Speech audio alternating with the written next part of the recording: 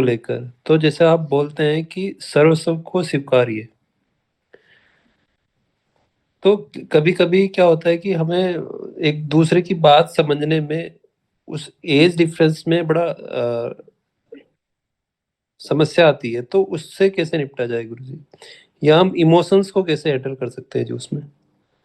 देखिए, हम लोगों के अंदर एक वृत्तिगत दोष ये है अमित जी, कि हम ये सोचते हैं कि जैसे हम सोच रहे हैं वही दुनिया का सबसे बड़ा सत्य है।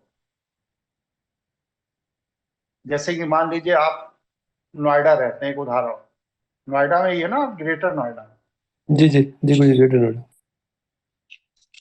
अब आप वहां अपने माताजी पिताजी को ले आइए, भाई श्रवण कुमार बन जाइए कुछ दिन के लिए। आपकी दिनचर्या क्या है? सुबह 6 बजे उठते हैं, 8 बजे ऑफिस भाग जाते हैं। ऑफिस से लौटे 2:30-3 बजे तक, फिर इसके बाद अपने माता पिता को लेकर किसी मंदिर जाएंगे, कहीं खिलाएंगे पिलाएंगे, सेवा करेंगे, और फिर रात 9-10 बजे सो जाएंगे। फिर अगले दिन यही दिनचर्या, फिर अगले दिन यही दिनचर्या। आप अपने माता पिता को समय कितना दे रहे हैं? बस सिर्फ 4 घंटे। माता पिता जहां रह रहे हैं वहां उनकी दिनचर्या का है कि वो 18 घंटे समाज के साथ इंटरेक्ट करते हैं। 18 घंटे। अब आप श्रवण कुमार की कहानी पढ़ के तो प्रेरित हो गए, माता पिता को ले आए कि मैं सेवा करूंगा, लेकिन आप सेवा नहीं कर रहे हैं, आप उनको मानसिक यातना दे रहे हैं।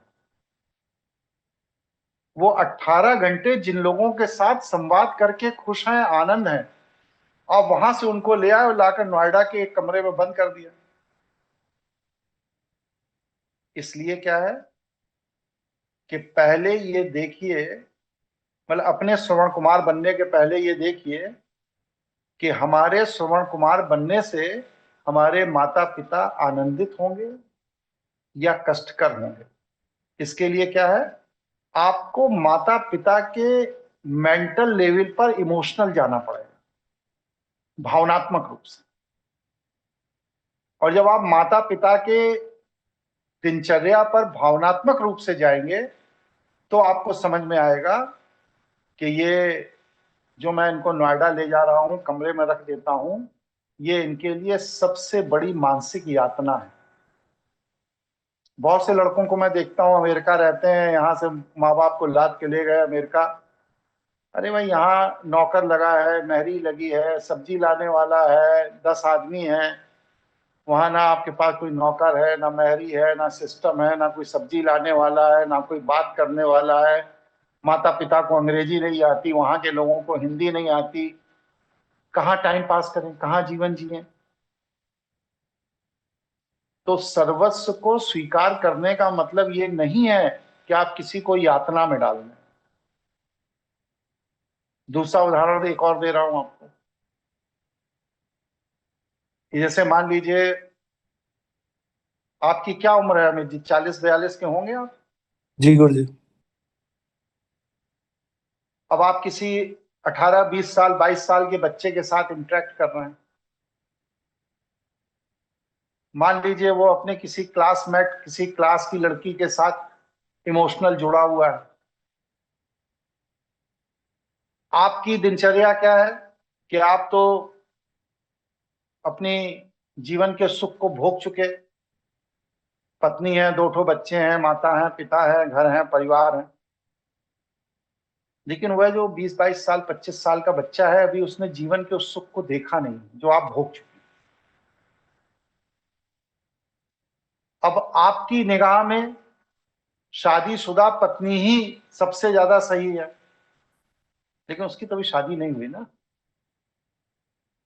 अगर उसका किसी बच्ची के साथ संपर्क है, संबंध है, इमोशनल उससे जुड़ा हुआ है, अब आप उसे ज्ञान देने लगिए कि अरे ये व्यर्थ की बात है, इसमें समय बर्बाद मत करो, जैसा लोग देते हैं। सब लड़कियां धोखेबाज होती हैं, इसी तरह लड़कियां कहती हैं सब लड़के धोखेबाज होते हैं। तो आप उसके इमोशंस पर, उस मेंटल लेवल पर 20 साल 22 साल के बच्चे के मेंटल लेवल पर भावनात्मक रूप से जा ही नहीं पा रहे हैं। मार्गदर्शन जरूर दिए दे रहे हैं फटाफट फटाफट फटाफट। तो ना तो आप अपने से बड़े के साथ एडजस्ट कर पा रहे हैं, ना अपने से छोटे के साथ एडजस्ट कर पा रहे हैं। आपकी मन स्थिति क्या हो गई कि मैं जो सोच रहा हूं वो सही है। यही सर्वस्व को अस्वीकारना है। इसी को कहते हैं सर्वस्व को अस्वीकारना, क्योंकि हम जो सोच रहे हैं वो सही है। सर्वस्व को स्वीकारना क्या है कि हम 70 साल के माता पिता के हिसाब से इमोशनली सोच पा रहे हैं कि नहीं। अगर सोच पा रहे हैं तो हम सर्वस्व को स्वीकार रहे हैं। हम 22-24 साल के लड़के के हिसाब से इमोशनली सोच पा रहे हैं कि नहीं। हाँ, सोच पा रहे हैं, तो हम सर्वस्व को स्वीकार रहे हैं। और अगर हम नहीं सोच पा रहे हैं, हम कहते हैं हम अपने 40-42 साल के लोगों के साथ भी भावनात्मक रूप से नहीं जुड़ पा रहे हैं, उनके मेंटल आईक्यू के लेवल पर जाकर के उनकी समस्या को समझकर उसका समाधान नहीं कर पा रहे हैं, तो मतलब कि हम सर्वस्व को नहीं स्वीकार रहे हैं। हम सर्वस्व को स्वीकारने का ड्रामा कर। सर्वस्व को स्वीकारना एक बहुत कठिन प्रक्रिया है। अभी कल कोई साथी कह रहे थे, हम नाम मुझे याद नहीं है, कि जब से मैं साधना करने लगा हूं तब से मुझे दूसरों के शरीर से बदबू आने लगी। यार, तो भगवान शिव के सामने जब तुम जाते हो तो तुम्हारे शरीर से उनको भी बदबू आती है, लेकिन उन्होंने तो आज तक लात मार के नहीं भगाया तुमको कि भाग जाओ तुम्हारे पसीने से बदबू आ रही। अगर आपके पास भक्ति के भाव से, समर्पण के भाव से, प्रेम के भाव से मार्गदर्शन लेने के लिए कोई आया है, तो उसके शरीर से बदबू आ रही है, या उसको वाणी की त्रुटि है, या वो देखने में सुंदर नहीं है, या वो अच्छे कपड़े नहीं पहने हैं, या उसके चेहरे पर दाग मस्से निकले हुए हैं, इसलिए उसको अस्वीकार नहीं किया जाएगा। हम इसलिए अस्वीकार करते हैं क्योंकि हम अपनी एक फर्जी आइडेंटिटी बनाए हुए हैं। फर्जी आइडेंटिटी क्या है? हम बहुत ज्ञानी हैं, हम बहुत सुंदर हैं, हम बहुत समझदार हैं, जैसे हम जीते हैं वही तरीका सही है, जो हम सोचते हैं वही तरीका सही है। अरे भाई, अगर तुम्हारे जीने और सोचने का तरीका सही है तो फिर तुम अपने को अपग्रेड क्यों कर रहे हो? सही है तो जियो ना उसमें। फिर रोज नए नए लोगों के साथ इंटरेक्ट क्यों कर रहे हो भाई? प्रशिक्षण समझ लो पूरा हो गया। जैसा ईश्वर ने बनाया वैसे जियो, मरो। फिर अपने विकास के लिए अपने गुरुजी से क्यों बात कर रहे हो? अपने से प्रबुद्ध लोगों के साथ डिस्कशन क्यों कर रहे हो कि और मार्गदर्शन करिए, और बताइए क्या किया जा सकता है, कैसे मैं अपना और कल्याण करूं? इसका मतलब आप इनकम्प्लीट हो ना। आपको कंप्लीट होने का भ्रम हुआ है। आप कंप्लीट है नहीं, भ्रमित है। अब आप जब कंप्लीट होने के लिए भ्रमित हैं और कोई दूसरा व्यक्ति आपके पास आ गया, आप उसको इंस्ट्रक्शन ऐसे दे रहे हैं जैसे कि आप एकदम कंप्लीट हैं। तुमको ये करना चाहिए, तुमको वो करना चाहिए, तुमको गर्लफ्रेंड से दूर हो जाना चाहिए, उसको वो अवॉइड कर देना चाहिए, उसका सामान उठा के फेंक देना चाहिए, उसका गिफ्ट फेंक देना चाहिए।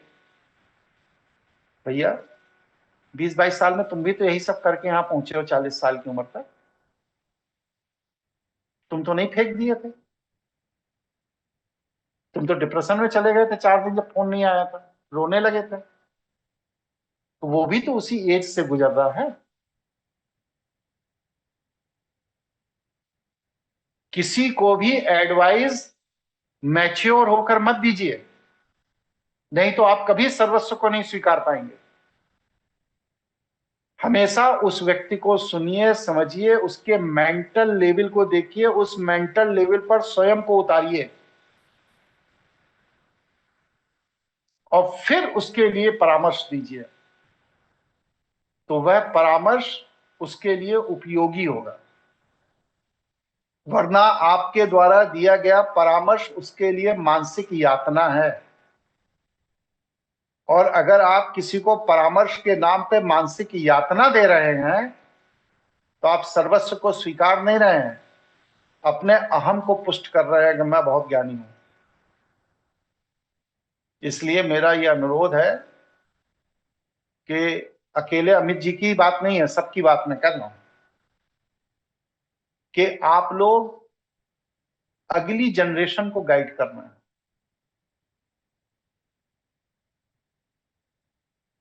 हमसे 20 साल छोटे हैं आप लोग, और आपसे 20 साल छोटे लोग आपसे गाइडेंस ले रहे हैं।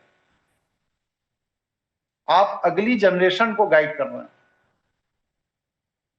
जैसे हम 20 साल छोटे आपको आपके मेंटल लेवल पर जाकर समझाते हैं और भावनाओं को समझने की कोशिश करते हैं, उसी तरह आप भी अपने से 20 साल छोटे लोगों के भावनाओं को समझने की कोशिश करिए और उनके मेंटल लेवल पर जाकर उनको समझाने की कोशिश करिए, वरना मुझे आपकी क्या जरूरत। भाई हम तो परिपक्व हैं, आपकी निजी समस्याओं से मुझे क्या लेना देना। लेकिन आप अपनी समस्या के लिए मुझे फोन करते हैं, मैं तुरंत एक्टिव होता हूं। क्यों? क्योंकि मैं आज से 20 साल 25 साल पहले जब मैं साधना कर रहा था तो मैं भी इसी तरह की समस्याओं में अपने गुरुदेव से डिस्कशन करता था। उन्होंने धीरे धीरे धीरे धीरे हमें मैच्योर किया, इसलिए आज हम आपका मार्गदर्शन करने योग्य बन रहे हैं। मैं ये नहीं कह सकता कि मैं जो सोच रहा हूं वो सही है। अगर आपने मुझसे परामर्श मांगा है तो मुझे तत्काल 60 साल की उम्र से नीचे घट के 40 साल में आना पड़ेगा, तत्काल। और 40 साल की उम्र में मैंने जीवन में जो अनुभव किया, अनुभूति की, जो जीने का तरीका है, जो उस उम्र की भावनाएं हैं, हार्मोन है, उसके अनुसार मैं आपको गाइड करूंगा। तब मैं सर्वस्व को स्वीकार रहा हूं। और अगर मैं 60 साल की उम्र के अनुभव और अकड़ के साथ आपको गाइड कर रहा हूं तो मैं सर्वस्व को स्वीकार नहीं रहा हूं, मैं आपको मानसिक यातना दे रहा हूं। ठीक है अमित जी? बिल्कुल जी, ये जो आपने जो बताया है, बिल्कुल जी, ये बिल्कुल बहुत ही उपयोगी है मेरे लिए तो। आपके लिए नहीं, सबके लिए।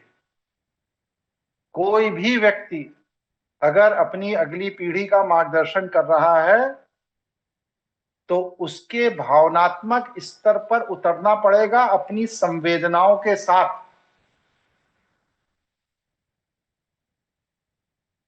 देवराज जी ने किसी को फोन किया, वरिष्ठ होने के नाते, है 4 साल 5 साल पुरानी घटना, और वो जो वरिष्ठ साथी है उन्होंने तुरंत कहा, आपने मुझे फोन कैसे कर दिया? क्यों नहीं करेगा भाई आपको फोन? आप संस्था में या तो ये कह दीजिए कि मैं वरिष्ठ नहीं हूं, नालायक हूं। और अगर आप वरिष्ठ होने का दावा करते हैं, गुरुदेव जी के निकट होने का दावा करते हैं, गुरुदेव जी के साथ होने का दावा करते हैं, गुरुदेव जी की टीम का हिस्सा हैं, तो अगली पीढ़ी आपको फोन क्यों नहीं करेगी? हमें उसका तर्क दीजिए। इसलिए नहीं करना चाहिए। और इतने बड़े तीरंदाज हैं तो अपना ज्ञान अपने पास रखिए। हम अगली पीढ़ी को प्रशिक्षित करना चाहते हैं। आपके अहंकार के पोषण के लिए सनातन ज्ञानपीठ नहीं खोल के रखा मैंने, ना ही आपके ईगो के सेटिस्फेक्शन के लिए खोल के रखा। ये सनातन ज्ञानपीठ शैव जीवन शैली, शैव जीवन दर्शन के अनुसार अगली पीढ़ी को परिपक्व करने के लिए खोला गया है। अगर वह परिपक्व होता तो आपसे बात ही क्यों करता? वह परिपक्व नहीं है, निर्बल है, भावुक है, असहाय है, इसीलिए तो वह सहारा ढूंढ रहा है। और उसने आपको सहारा मांगा, आपने झिड़क दिया, या आपने उसको कोई ऐसी बात कर दी जिससे वह भावुक व्यक्ति हतोत्साहित हो गया, तो फिर अगली पीढ़ी की टीम तो जीवन में कभी नहीं बन पाएगी। आपको टीम बनाना है। हम जानते हैं कि मेरा लड़का 1000 गलती करता है, हम जानते हैं मेरी बेटी 1000 गलती करती है, हम जानते हैं कि हमारी पत्नी 1000 गलती करती है, हम जानते हैं कि आप लोग भी 1000 गलती करते हैं। जिंदगी आसान नहीं है, इसे आसान बनाना पड़ता है। सफल होने का सूत्र है ये कि जिंदगी आसान नहीं है, जिंदगी में सफलता आसान चीज नहीं है। जिंदगी को सफल बनाने के लिए आसान जिंदगी को बनाना पड़ता है। कैसे बनती है? बहुत कुछ बर्दाश्त करके और बहुत कुछ नजरअंदाज कर। क्या युवा अवस्था में हमने गलतियां नहीं की हैं? निश्चित की हैं। आज हमारा लड़का युवा है, हमसे 25-26 साल छोटा है, 28 साल, तो वो सारी गलती करेगा जो मैंने युवा अवस्था में की है। अब मैं उन गलतियों को करके उसके मर्म को समझकर परिपक्व हो चुका हूं, तो क्या उसे गलती करने का अधिकार खत्म हो गया? नहीं, वो गलती करेगा, वो उसका अधिकार है, फंडामेंटल राइट है, उसका मौलिक अधिकार है गलती करना, उसके जीवन का अधिकार, उसका प्राकृतिक अधिकार है, उसका सामाजिक अधिकार है। गलती करेगा, और मैं क्योंकि परिपक्व हूं, पिता हूं, गुरु हूं, तो मेरा काम है उसको गाइड करना। एक उदाहरण है, एक शिष्य है हमारे, अभी महीने 1.5 महीने पहले की बात, तब शायद इवेंट हो रहा था, इवेंट के बाद की बात है या पहले की बात है। एक दिन बड़े रोते हुए मुझे फोन किए कि गुरुजी, हम सिगरेट पी रहे थे, मम्मी ने पकड़ लिया। अब वो तो बेचारा वैसे ही मम्मी से लात जूता खा के बैठा है। अगर मम्मी और पापा ने उसे भावनात्मक सपोर्ट किया होता, तो वो अपने सिगरेट पीने के बाद जो लतियाया गया, उसकी व्यथा के लिए हमको फोन क्यों करता? बताइए भाई। अगर उनके माता पिता ने उसको सिगरेट पीने के बाद ना लतियाया होता, सही मार्गदर्शन दिया होता, तो वो मुझे फोन क्यों करता? मुझे वो फोन इसीलिए कर रहा है ना, क्योंकि उसे अपने माता पिता से सिगरेट पीने में पकड़े जाने के बाद सही मार्गदर्शन नहीं मिला, तभी तो मुझे फोन कर रहा है। जी गुरुजी। जी बिल्कुल गुरु जी। सही। अब मैं भी उसको लतियाने लगूं तुरंत ही कि मम्मी ने सही किया, तुम्हें चप्पल से मारा, बहुत अच्छा किया साले, तुम हो ही इसी लायक, और मैं सब जानता हूं, और तुम यहां भी पीते पकड़े हो, वहां भी पीते पकड़े गए। अरे मैं मूर्ख हूं? इस समय उसे भावनात्मक सपोर्ट की जरूरत है, तो मैं उसे क्या कहूंगा? अरे सिगरेट ही तो पी रहे थे, उसमें कोई अपराध थोड़ी कर रहे, पूरी दुनिया सिगरेट पीती है, तुमने भी पी लिया। मम्मी पापा उस बात को नहीं समझ रहे हैं। ठीक है, परेशान मत हो, जब लखनऊ आना तो हमसे मिलना। कोई गलती नहीं की, कोई अपराध नहीं किया, और भविष्य में मत पीना। बात खत्म हो गई।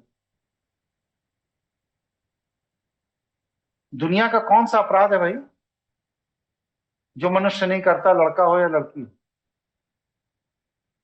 हम लोगों ने भी जीवन में किए हैं। लेकिन अगर कोई व्यक्ति किसी अपराध बोध से, आत्मग्लानि से बंधा हुआ है, परेशान है, और उसमें आप भी उसे 10 जूता मार दीजिए, तो फिर आप काहे के गुरु हैं, काहे के मार्गदर्शक हैं? दुनिया ने तो उसको जूता मार के घर से निकाल ही रखा है। आप सर्वस्व को स्वीकारिए। जो जूता खा करके घर से निकला है, उसको आप हृदय से लगाइए, अपने पास बिठाइए। आपके औरे में वो सामर्थ्य होना चाहिए कि वह आपके संपर्क में आते ही सिगरेट का विचार त्याग। माँ बाप ने जूते से मार के घर से निकाला और आपने भी 4 जूते मार दिए, तो आप और उसके माँ बाप में क्या फर्क है? फिर वो आपके पास क्यों आया है? ऐसे ही एक घटना है केरल की, लड़का, कर्नाटक का था, मुझे याद नहीं है। उसके मम्मी पापा कहीं गए, उसने अपनी गर्लफ्रेंड को बुला लिया, अचानक मम्मी पापा आ गए, रंगे हाथों गर्लफ्रेंड को पकड़ लिया घर के अंदर, बहुत मारा, गर्लफ्रेंड को भी मारा, लड़के को भी मारा, पीटा कूटा बड़ा। अब उसने मुझे फोन किया, मम्मी ने मारा, पापा ने मारा, फिर लड़की के पिता को बुलाया, भाई को बुलाया, वो ले गए लड़की को, मारा कूटा, जो भी कुछ किया। अब वो मुझे फोन क्यों कर रहा है? क्योंकि वह उस समय उस परिस्थिति में सहारा चाह रहा, भावनात्मक सहारा। पूरी दुनिया उसे अपराधी घोषित करने में लगी है, कोई उसे ऐसा व्यक्ति मिले जिसके कंधे पर सर रख के वह रो सके। अब उसने मुझे फोन किया, मैंने कहा क्या बात हुई? मार रोते हुए कह रहे ऐसा हुआ, वो लड़की आई थी तो ऐसा हो गया, तो मम्मी ने मारा, तो मम्मी ने उनके भाई पिता को बुला दिया, तो उन्होंने भी मारा, मुझे भी मारा, वो भी मारा, ये भी मारा। हमने कहा यार, लड़की को बुलाना घर पे कोई अपराध है क्या? लड़की को घर पे बुलाना कोई अपराध तो है नहीं। और अगर तुम्हारे माता पिता ने इसको अपराध की श्रेणी में डाल दिया है तो वो मानसिक रूप से विक्षिप्त है। एक 25-26 साल के उम्र का लड़का अगर 22-23 साल की लड़की को घर बुला करके उसके साथ बैठा है, कॉफी पी रहा है, चाय पी रहा है, या जो भी कुछ इन्वॉल्व है उसमें, तो ये तो मनुष्य की स्वाभाविक वृत्ति है, जो जिसे पसंद आता है उसके साथ बैठता है, उठता है, घूमता है, खाता है, पीता है। ये अपराध कैसे घोषित हो सकता है?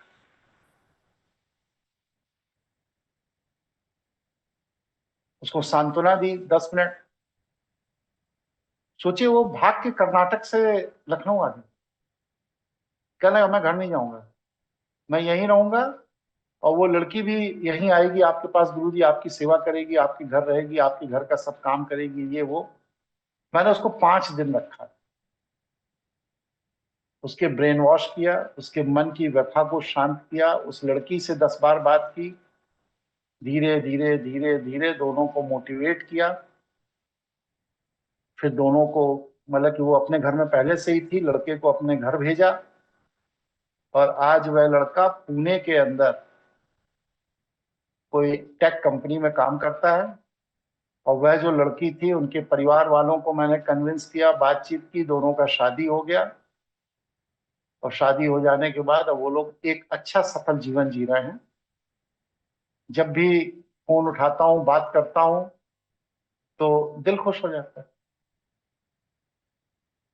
तो हम लोग पिता की श्रेणी में हैं, संरक्षक की श्रेणी में है, गार्जियन की श्रेणी में है।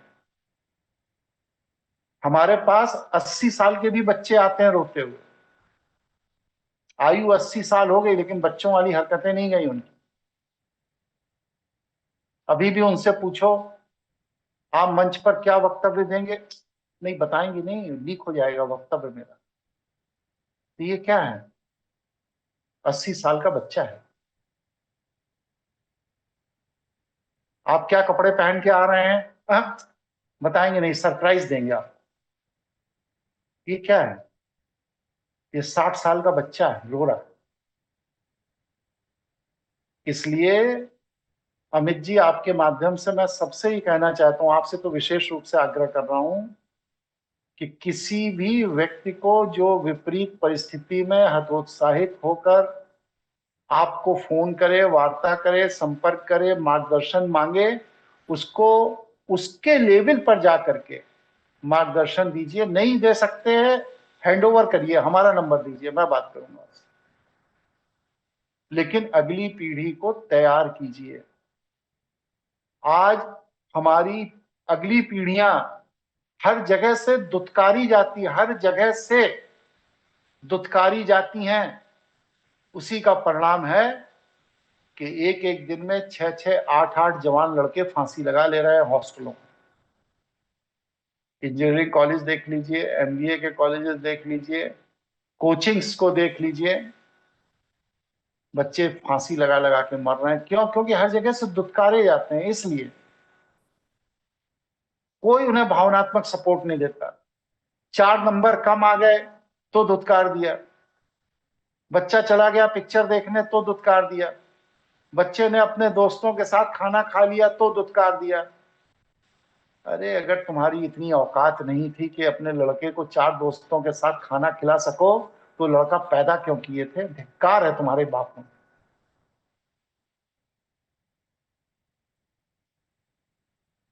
कभी भी बच्चों को बिगाड़ने की बात नहीं कर रहा हूं, लेकिन उस बच्चों की भावनाओं के सारे दरवाजे बंद मत करिए, वरना बच्चे को आप अपने हाथ से खो देंगे। और लोग खो देते हैं।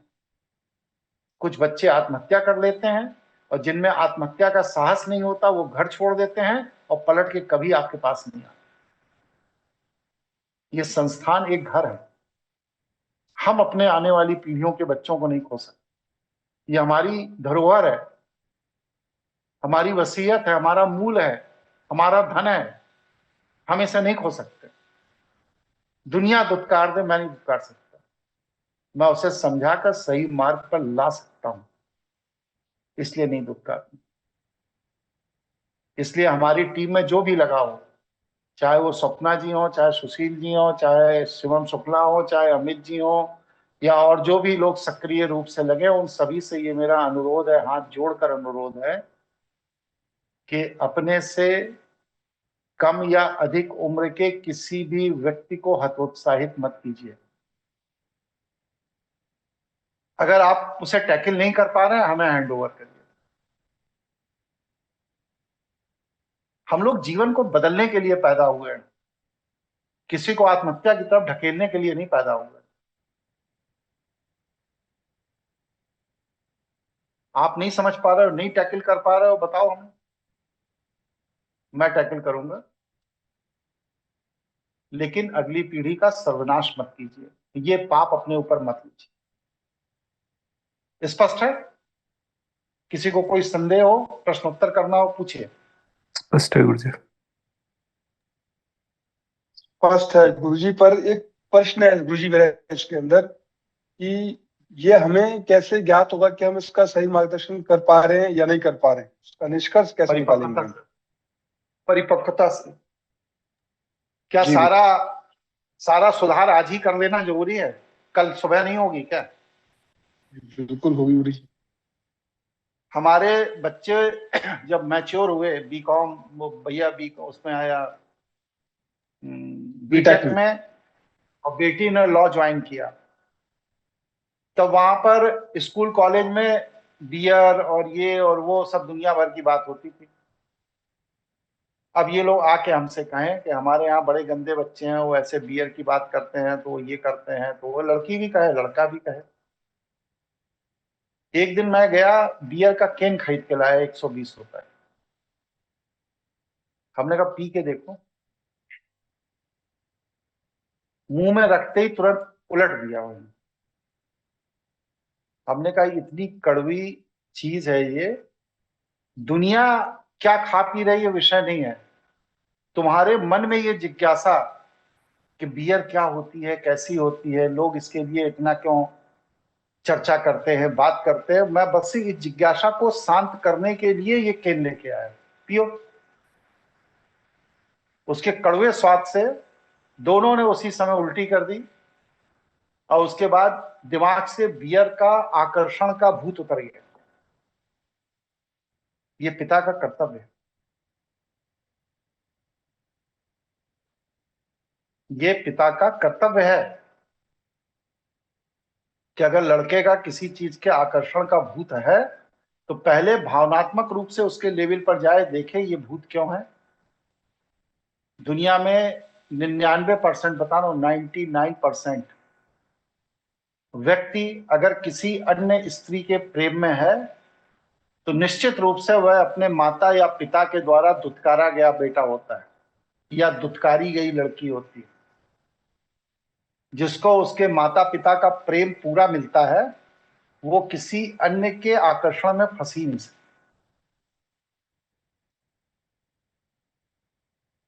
अगर बच्चा किसी अन्य के आकर्षण में फंसा है और जिसने पैदा किया उसको इग्नोर कर रहा है, उससे झूठ बोल रहा है, तो जिसने पैदा किया दोष उसका है, उस बच्चे का दोष।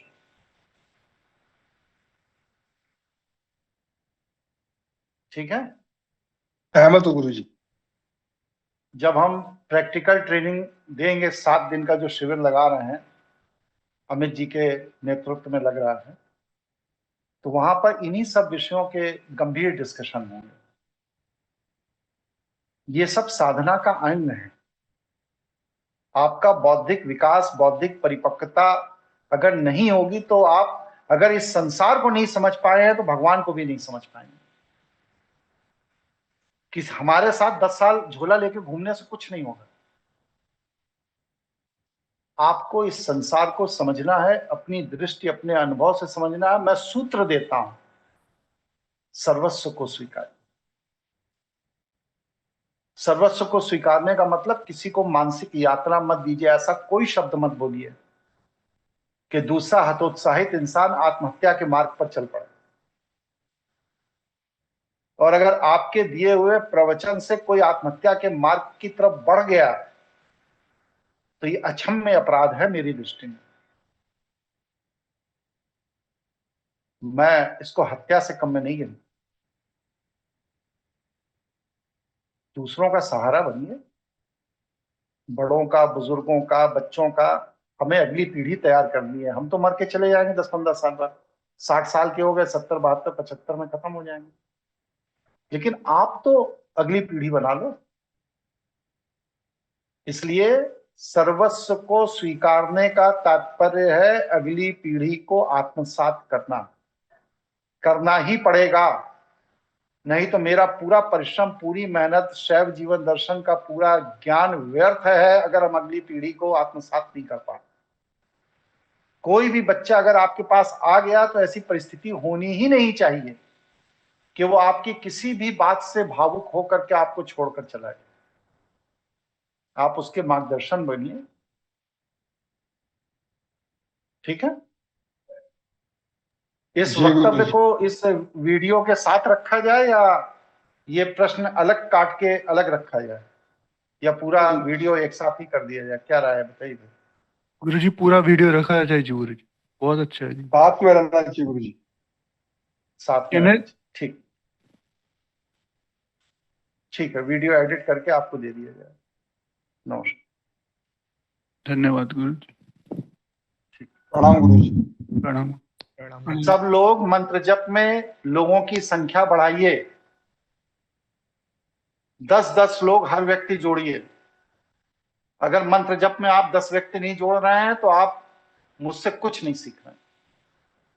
जोड़िए, ये आपका कर्तव्य है। यही मेरी गुरु दीक्षा है।